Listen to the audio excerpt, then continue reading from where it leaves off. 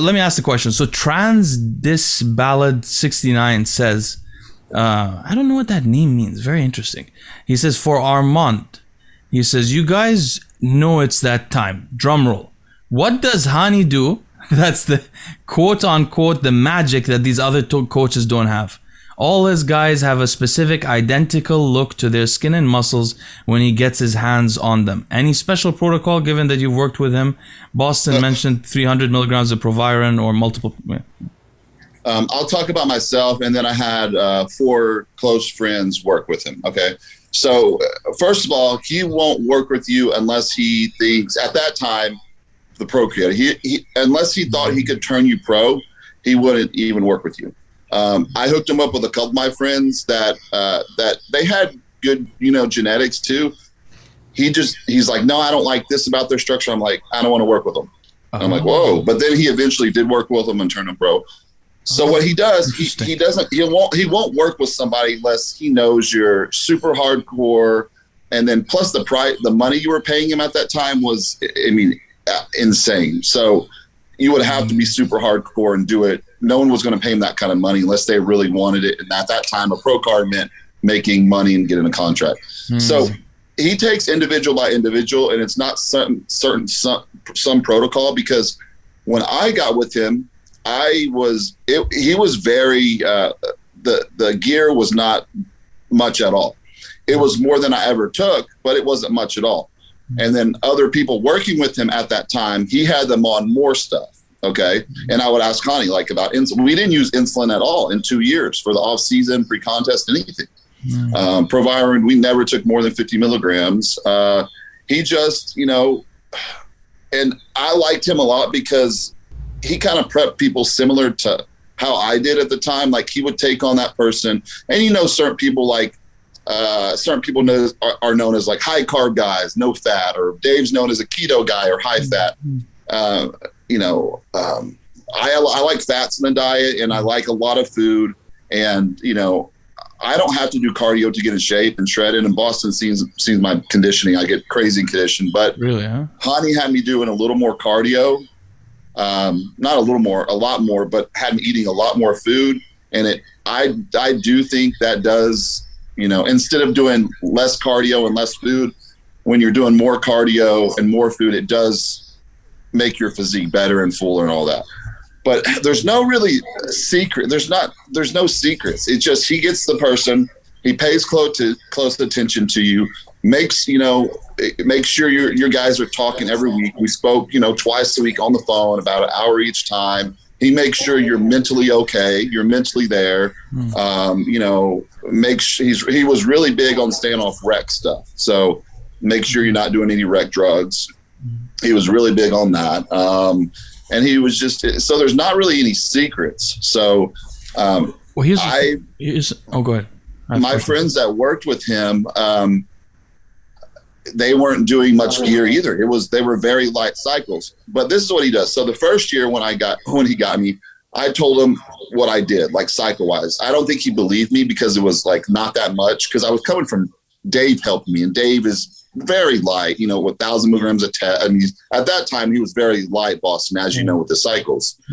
So, I just wanted to hire Hani. It was between Hani and George, and I clicked with Hani because Hani really was only prepping, a few clients like he always does. He never took on a lot of people. So he just invests a lot of time and effort and makes sure you're doing it right. And, he's one of those guys, like if you get on the phone and you didn't do something right, he's going to make you feel like shit, and you're not going to make that mistake again.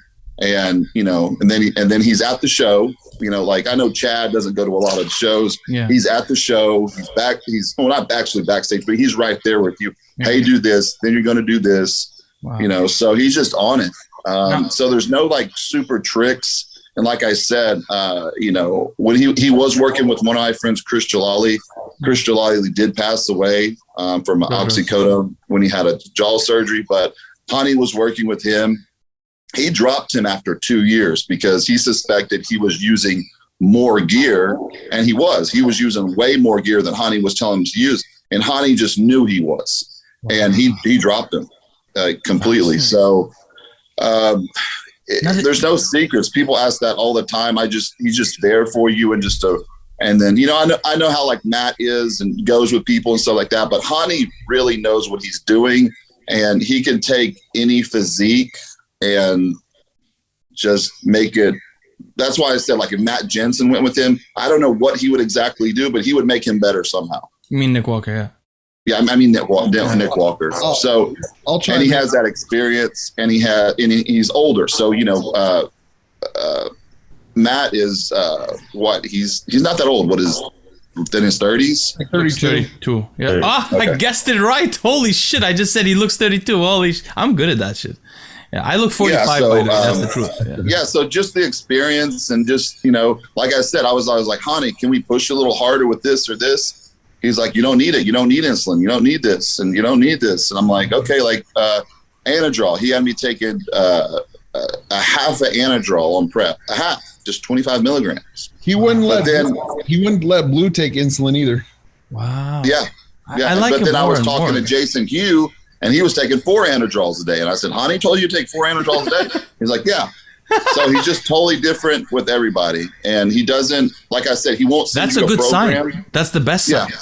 He don't send you a program with your protocol on it, like your gear. You'll talk about it on the phone, because he wants to make sure you're doing each thing like you're supposed to do. That's why he would spend an hour I told you about that? Yeah, he won't put it on paper. He'll call.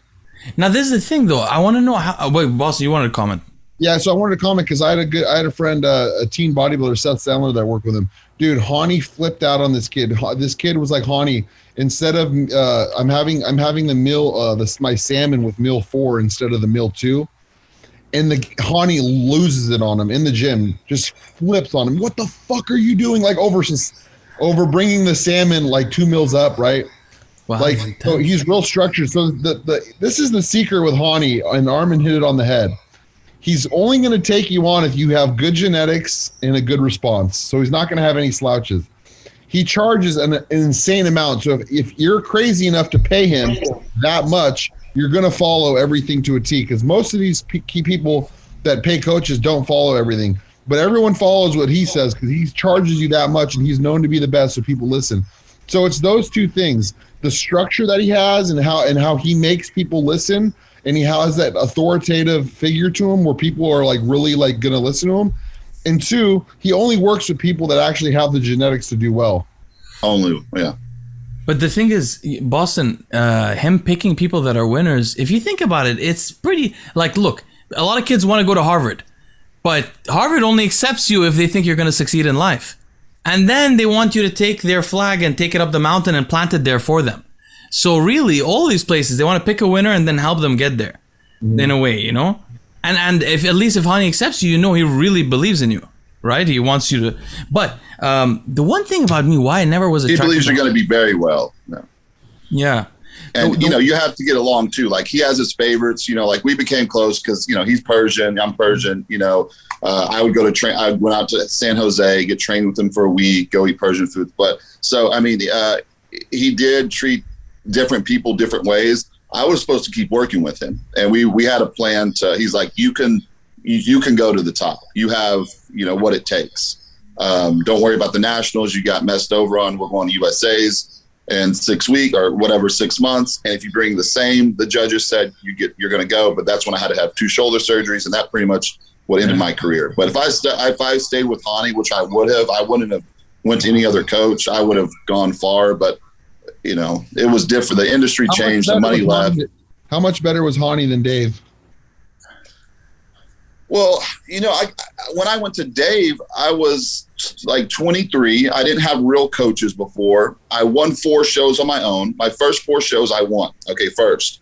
That was just my genetics, and my metabolism was super fast, and I would come in crazy condition.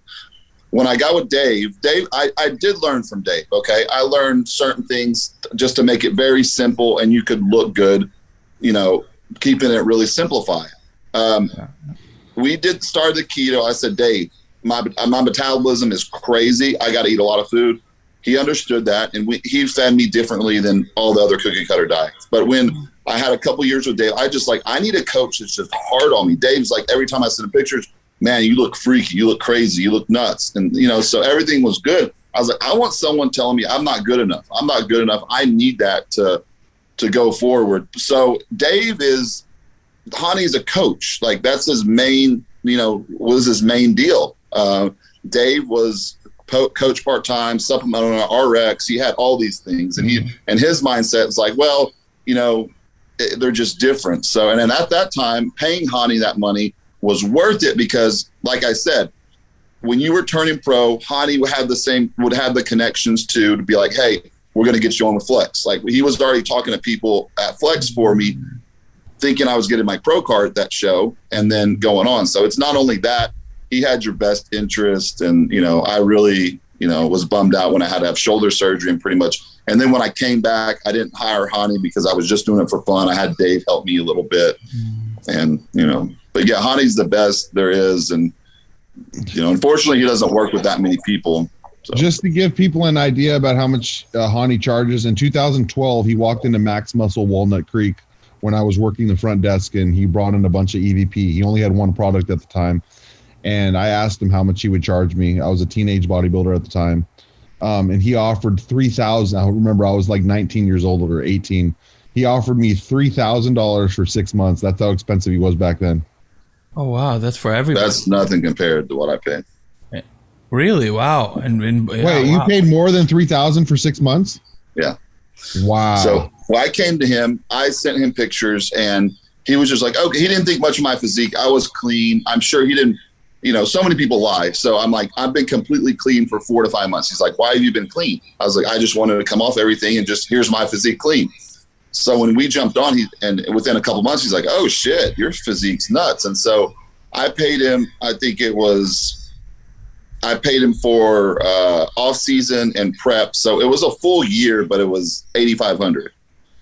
Okay. And then after that, once he saw how serious and good I was, you could have hired Amin alive for just almost that price.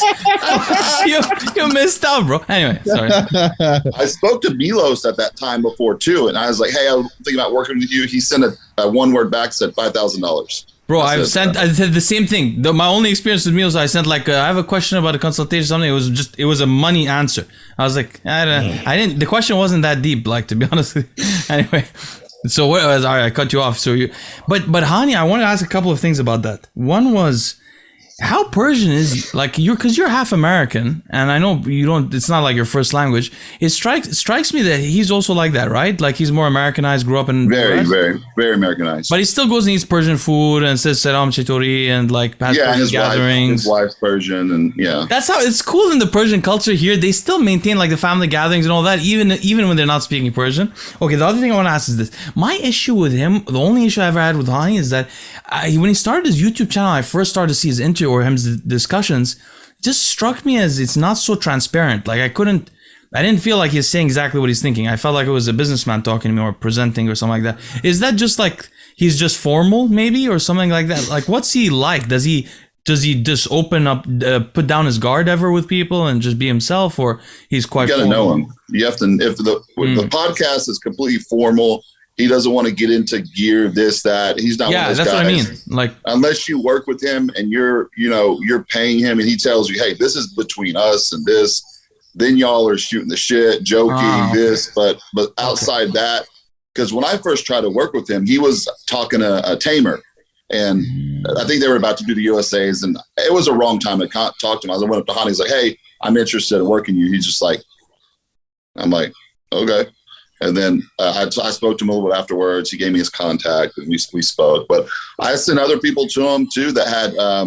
I sent a couple of my clients to him also that I did well with, but they, thought that he had some special secret, and he wouldn't even work with them. So a lot of people, like I said, if he didn't think he could turn you pro and make you a good pro, he wasn't going to work with you. I got into it with Hani at the 2013 San Jose Pro. He had a booth there. We actually got into it. It was pretty good.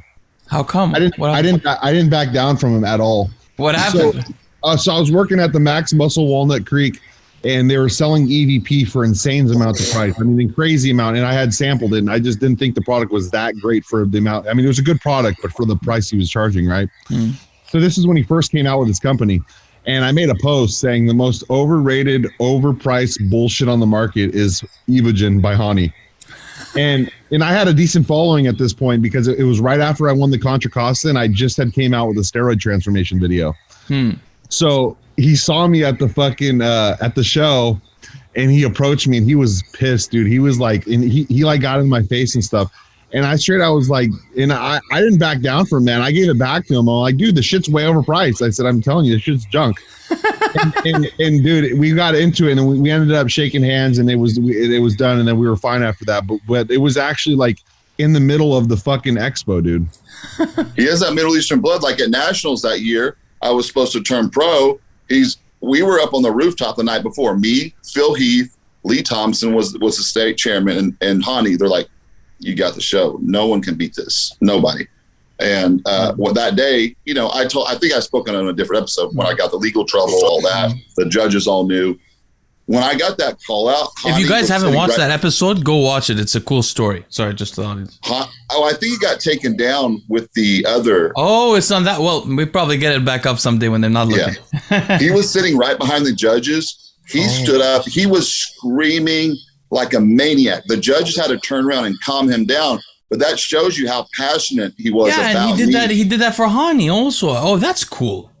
He has a cool character, right? He lets his emotions go. So he really invests in you if you're with him and you pay it. Of course, you pay him, but it's more than money to him. It was expensive, but he really wants you to succeed and do well, and cares about your mental health. Make sure you're staying off the rec stuff, you know, all that. So, he's the best that there is possible.